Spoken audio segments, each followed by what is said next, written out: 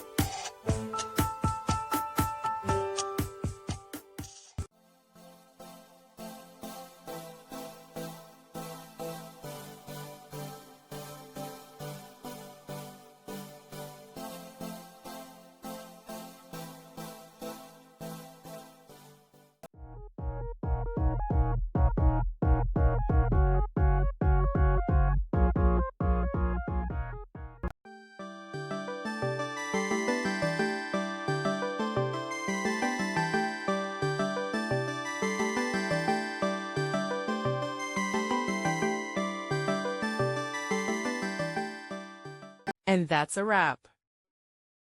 I hope you found the answer you were looking for. If you did, take a second to hit that subscribe button. It really helps out. And let me know in the comments which solution worked best for you. See you next time in the debug zone.